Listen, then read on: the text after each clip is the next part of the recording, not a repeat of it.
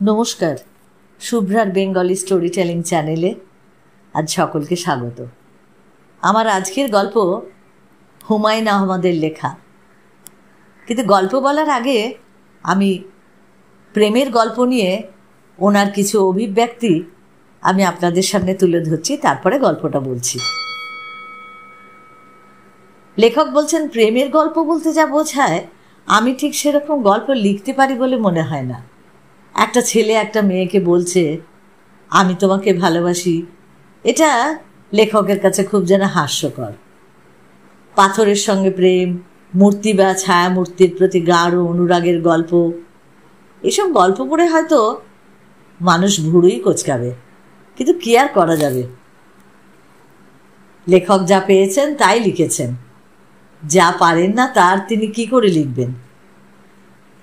আর এটার পরে উনি রবীন্দ্রনাথের নিমন্ত্রণ থেকে কটা লাইন তুলে ধরেছেন, তাতে খানিকটা বোঝা যায় ওনার অভিব্যক্তিটা। লাইনগুলো হলো, আকাশে চুলের গন্ধটি দিও পাতি, এনো সচকিত কাকনের ঋণী ঋণ, আনিও মধুর স্বপ্ন সঘন রাতি, আনিও গভীর আলস্য ঘন দিন, তোমাতে আমাতে মিলিত নিবিড় একা, স্থির আনন্দ মৌন মাধুরী ধারা, মুগ্ধ প্রহর ভরিয়া তোমারে দেখা, তব করতল মোর করতলে হারা। এবার তোমাদের গল্পটা শোনাই। গল্পের নাম অচিন বৃক্ষ। ইদ্রিস বলল, ভাইজান ভালো কইরা দেখেন, এর নাম অচিন বৃক্ষ। বলেই থু করে আমার পায়ের কাছে একদলা থুতু ফেলল। লোকটার কুৎসিত অভ্যেস, প্রতিটা বাক্য দুবার করে বলে, দ্বিতীয়বার বলার আগে একদলা থুতু ফেলে। ভাইজান ভালো কইরা দেখেন, এর নাম অচিন বৃক্ষ। অচিন পাখির কথা গানের মধ্যে প্রায়ই থাকে, আমি অচিন বৃক্ষের কথা এই প্রথম শুনলাম আর দেখলামও। মজার ব্যাপার হচ্ছে, এরা সবাই বৃক্ষ শব্দটা উচ্চারণ করছে শুদ্ধভাবে। তৎসম শব্দের উচ্চারণে কোনো গণ্ডগোলও হচ্ছে না। অচিন বৃক্ষ না বলে অচিন গাছও বলতে পারত, তা কিন্তু বলছে না। সম্ভবত গাছ বললে এর মর্যাদা পুরোপুরি রক্ষিত হয় না। ইদ্রিস বলল, ভালো কইরা দেখেন ভাইজান, ত্রিভুবনে এই বৃক্ষ নাই। তাই নাকি? যে ত্রিভুবনে নাই, ত্রিভুবনে এই গাছ নাই শুনেও আমি তেমন চমৎকৃত হলাম না। গ্রামের মানুষের কাছে ত্রিভুবন জায়গাটা খুব বিশাল নয়। এদের ত্রিভুবন হচ্ছে ওই আশেপাশের 8-10টা গ্রাম। হয়তো আশেপাশে এরকম গাছ নেই। কেমন দেখতেছেন ভাইজান? ভালো। এইরকম গাছ আগে কোনোদিন দেখেছেন? না। ইদ্রিস বড়ই খুশি হলো, থু করে বড় একদলা থুতু ফেলে খুশির প্রকাশ ঘটালো। বড়ই আচানক। কি বলেন ভাইজান? আচানক তো বটেই। ইদ্রিস এবার হেসেই ফেলল। পান খাওয়া লাল দাঁত প্রায় সব কাটা বের হয়ে এলো। আমি মনে মনে বললাম, কি যন্ত্রণা! এই অচিন বৃক্ষ দেখার জন্য আমাকে মাইলের ওপরে হাঁটতে হয়েছে। বর্ষা কবলিত গ্রামে 2 মাইল হাঁটা যে কি জিনিস, যারা কোনোদিন হাঁটেননি তারা বুঝতে পারবেন না। জুতা খুলে খালি পায়ে হাঁটতে হয়েছে। হুকওয়ার্মের জীবাণু যে শরীরে ঢুকে গেছে সে বিষয়ে আমি পুরোপুরি নিশ্চিত। গাছটা দেখতেছেন কেমন কন দেহি ভাইজান? আমি দীর্ঘ নিঃশ্বাস ফেললাম। এরা শুধু গাছ দেখিয়ে খুশি নয়, প্রশংসাসূচক কিছু শুনতেও চায়। আমি কোনো বৃক্ষ প্রেমিক তো নই। সব গাছ আমার কাছে একই রকম মনে হয়। আশেপাশে মানুষদেরই আমি চিনি না, গাছ চিনবো আবার কি করে? মানুষজন তাও কথা বলে, নিজেদের পরিচিত করার চেষ্টা করে। গাছেরা তো তেমন কিছু করে না।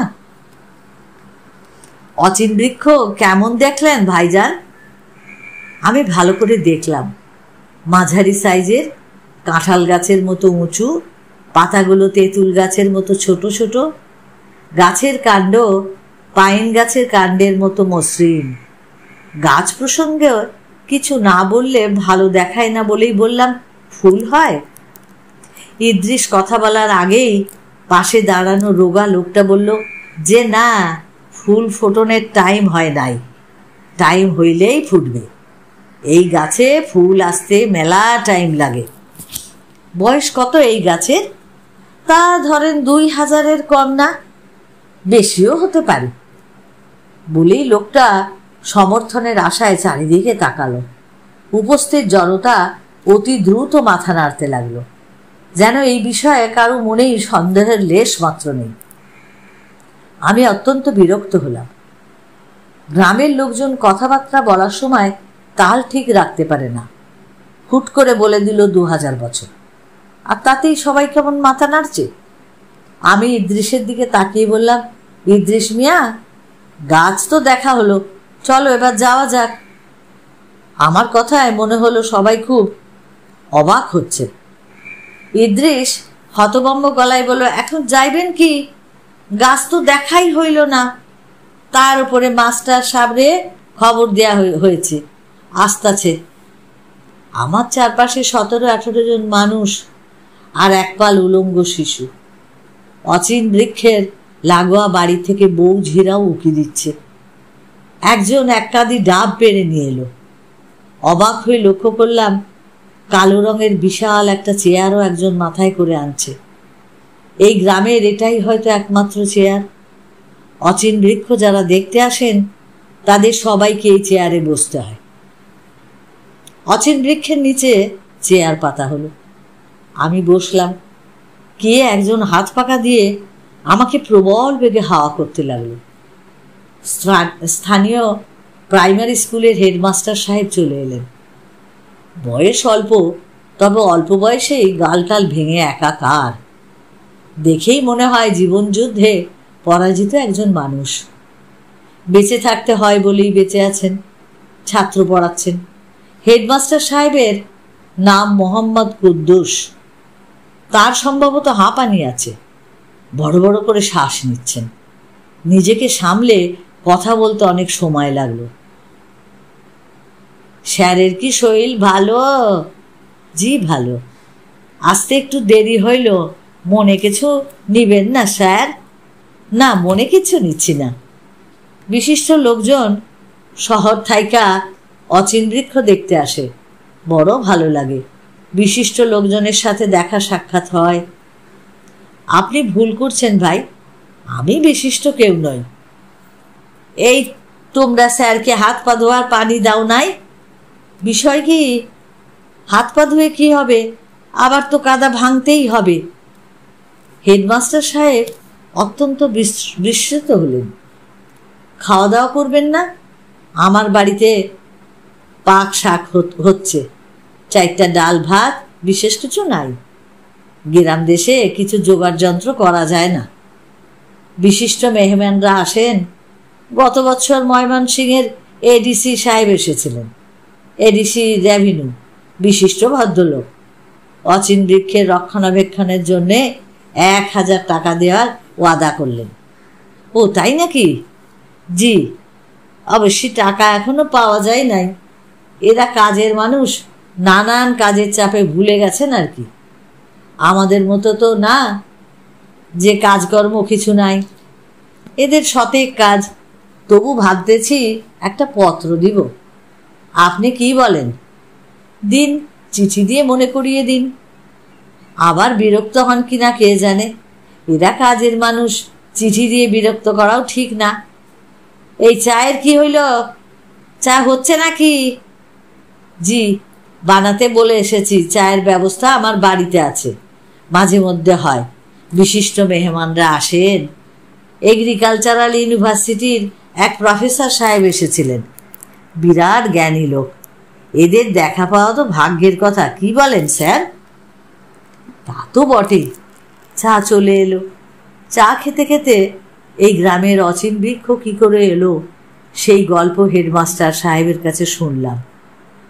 এক ডাইনি নাকি এই গাছের ওপর শোয়ার হয়ে আকাশপথে যাচ্ছিল। হঠাৎ তার পানির পিপাসা হয়, এইখানে সে নামে, পানি খেয়ে তৃষ্ণা নিবারিত করে। আর পানি ছিল বড়ই মিঠা। ডাইনি তখন সন্তুষ্ট হয়ে গ্রামের লোকেদের বলে, তোমাদের মিঠা পানি খেয়েছি, তার প্রতিদানে এই গাছ দিয়ে গেলাম, গাছটা যত্ন করে রাখবে, অনেক অনেক দিন পরে গাছে ফুল ধরবে, তখন তোমাদের আর দুঃখ থাকবে না। এই গাছের ফুল সর্বরোগের মহা ঔষধ। একদিন উপোস থেকে খালি পেটে এই ফুল খেলেই হবে। আমি বিরক্ত হয়ে বললাম, আপনি কি এই গল্প বিশ্বাস করেন? হেডমাস্টার সাহেব অবাক হয়ে বললেন, বিশ্বাস করব না কেন? বিশ্বাস না করার তো কিছু নাই। যে যুগে মানুষ চাঁদে হাঁটাহাঁটি করছে সেই যুগে আপনি বিশ্বাস করছেন যে গাছে চড়ে ডাইনি এসেছিল? জগতে অনেক আচানক ব্যাপার হয় জানাব। যেমন ধরেন এই ব্যাঙের মাথায় মণি, যে মণি 7 রাজার ধন। অন্ধকার রাতে ব্যাঙ এই মণি শরীর থেকে বার করে, তখন চারিদিক আলো হয়ে যায়। আলো দেখে পোকারা আসে, ব্যাঙ সেই পোকা ধরে ধরে খায়। আপনি ব্যাঙের মণি দেখেছেন? জি জানাব, নিজের চোখে দেখা। আমি তখন 7ম শ্রেণীর ছাত্র। আমি তো চুপ করে গেলাম। যিনি ব্যাঙের মণি দেখেছেন বলে দাবি করেন, তার সঙ্গে কুসংস্কার নিয়ে তর্ক করাটা বৃথা। তাছাড়া দেখা গেল ব্যাঙের মণি তিনি একাই দেখেননি, আমার আশেপাশে যারা দাঁড়িয়ে আছে তাদের নাকি অনেকেই দেখেছে। দুপুরে হেডমাস্টার সাহেবের বাসায় খেতে গেলাম, আমি এবং ইদ্রিস। হেডমাস্টার সাহেবের হতদরিদ্র অবস্থা দেখে মনটা খুব খারাপ হয়ে গেল।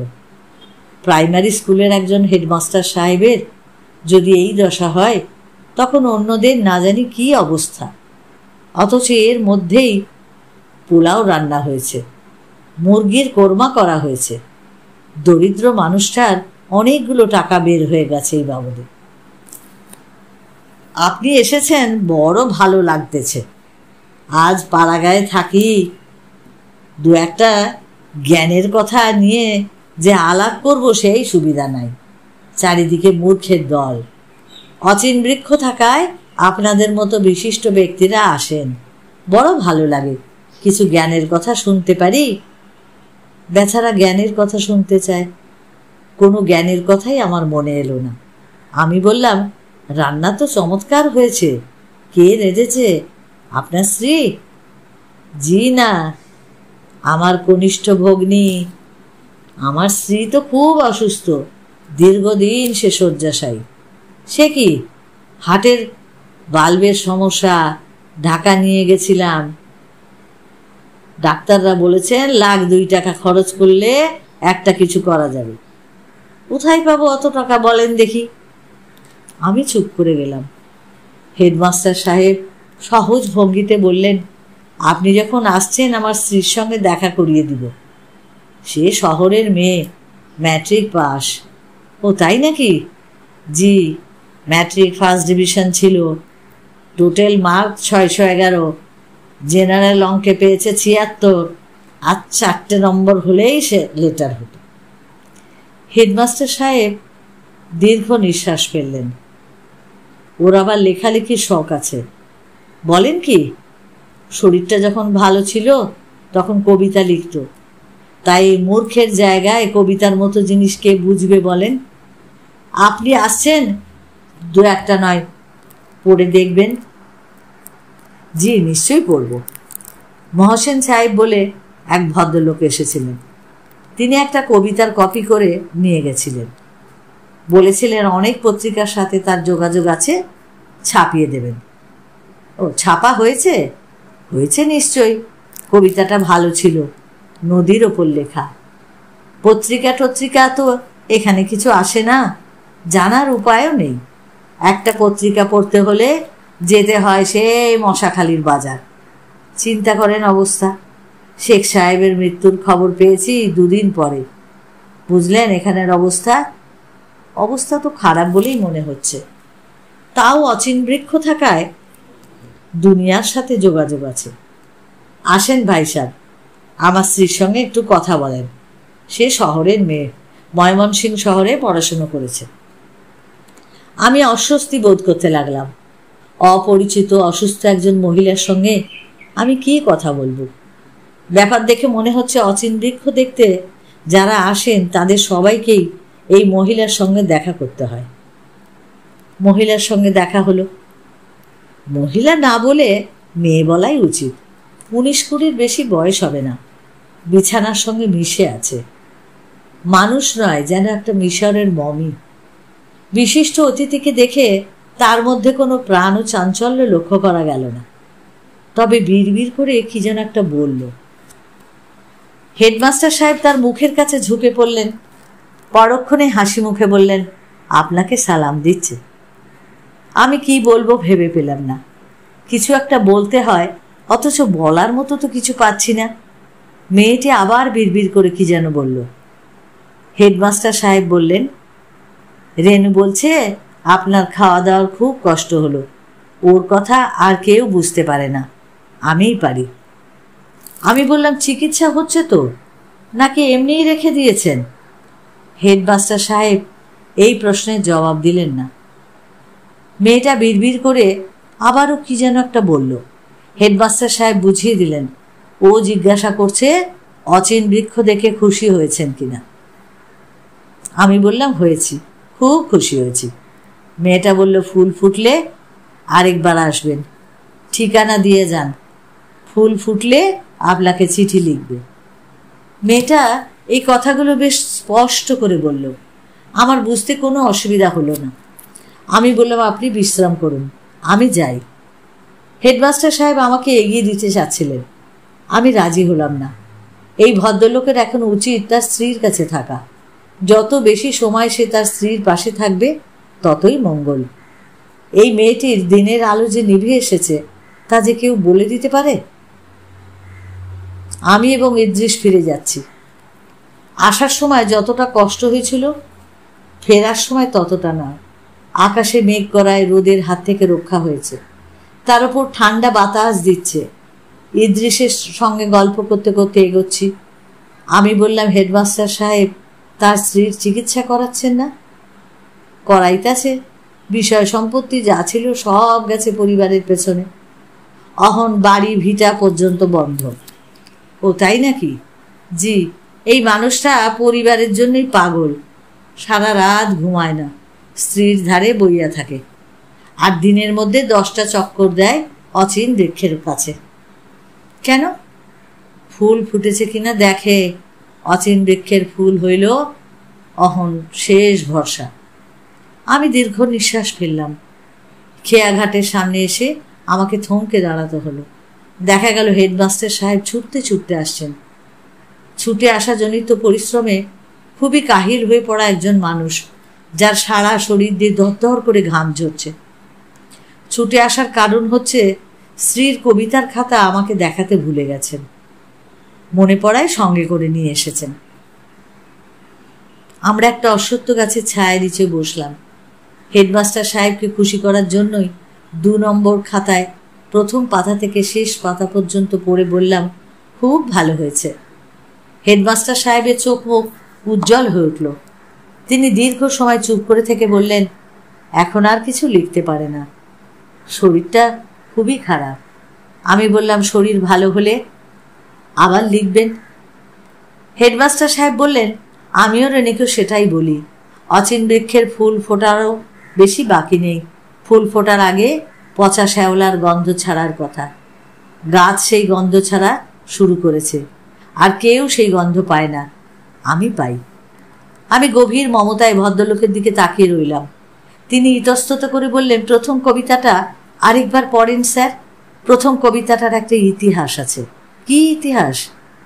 হেডমাস্টার সাহেব লাজুক গলায় বললেন, রেনুকে আমি তখন প্রাইভেট পড়াই। একদিন বাড়ির কাজ দিয়েছি, বাড়ির কাজের খাতা আমার হাতে দিয়ে দৌড় দিয়া পালাইল। আর তো আসে না। খাতা খুইলে দেখি কুমা কবিতা আমারই নিয়ে লেখা। কি সর্বনাশ বলেন দেখি, যদি এই খাতা অন্যের হাতে পড়তো কি অবস্থা হইতো বলেন? অন্যের হাতে পড়বে কেন? বুদ্ধিমতী মেয়ে, সে দেবে আপনার হাতে। তা ঠিক, রেনুর বুদ্ধির কোনো মা বাপ নাই। কি বুদ্ধি, কি বুদ্ধি! তার বাপ মা বিয়ে ঠিক করলো, ছেলে পূবালী ব্যাংকের অফিসার, চেহারা শুরু সব ভালো, ভালো বংশ, পান চিনি সব হয়ে গেল। রেনু চুপ করে রইল।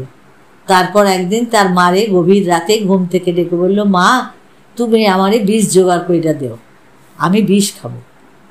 রেনুর মা বললেন, কেন? রেনু বলল, আমি একজনের বিবাহ করব, কথা দিচ্ছি। এখন অন্যের সঙ্গে বিবাহ হইতে, বিষ ছাড়া আমার আর উপায় নাই। কত বড় মিথ্যে কথা! কিন্তু বলল খুব ঠান্ডা গলায়। ওই বিয়ে ভেঙে গেল। রেনুর মা বাবা তাড়াহুড়ো করে আমার সঙ্গে বিয়ে দিলেন। নিজের ঘরের কথা আপনাকে বলে ফেললাম, আপনি সব কিছু মনে নেবেন না। না না, আমি কিছু মনে করিনি। সবাইরেই বলি, বলতে ভালো লাগে। হেডমাস্টারের চোখ চকচক করতে লাগলো। আমি বললাম, আপনি ভাববেন না, আপনার স্ত্রী আবার সুস্থ হয়ে উঠবেন। তিনি জড়ানো গলায় বললেন, একটু দোয়া করবেন স্যার, ফুলটা যেন তাড়াতাড়ি ফোটে। পরন্ত বেলায় খেয়া নৌকোয় উঠলাম। হেডমাস্টার সাহেব মূর্তির মতো ওপারে দাঁড়িয়ে রইলেন। তার দাঁড়িয়ে থাকার মধ্যেই এক ধরনের প্রতীক্ষার ভঙ্গি আছে। সেই প্রতীক্ষা অচিন বৃক্ষের অচিন ফুলের জন্য, যে প্রতীক্ষায় প্রহর গুনছে হতদরিদ্র গ্রামের অন্য সব মানুষরাও। আর কি আশ্চর্য, আমার মতো কঠিন নাস্তিকের মধ্যেও যেন সেই প্রতীক্ষার ছায়া। নদী পার হতে হতে আমার কেবলই মনে হচ্ছে, আহা ফুটুক, অচিন বৃক্ষে একটা ফুল হলেও অন্তত ফুটুক। কত রহস্যময় ঘটনাই তো পৃথিবীতে ঘটে, তার সঙ্গে যুক্ত হোক না হয় আরেকটা। হেডমাস্টার সাহেবও পাড়ে দাঁড়িয়ে হাত নাড়ছেন। তার হাতে হাতির ছবি আঁকা 2 নম্বরই একটা কবিতার খাতা। দূর থেকে কেন জানি তাকে অচিন বৃক্ষের মতোই লাগছে। হাতগুলো যেন অচিন বৃক্ষের শাখা, বাতাসে পেয়ে দুলছে। গল্পের শেষে এটাই মনে হলো যে সব ভালোবাসা হয়তো মুখে প্রকাশ করা যায় না। রেনুও যে তার হেডমাস্টারকে কতটা ভালোবাসত, আর মাস্টারমশাইয়া যে রেনুকে কতটা ভালোবাসতেন, সেটা তাদের এই কিছু সময়ের ব্যবহার, কিছু সময়ের আন্তরিকতা থেকে বোঝা যায়। মনটা বড় ভারাক্রান্ত হয়ে যায়। সব ভালোবাসা সবসময় মুখে প্রকাশ করা যায় না। এই ভালোবাসা ছিল সত্যিকারের অন্তরের ভালোবাসা।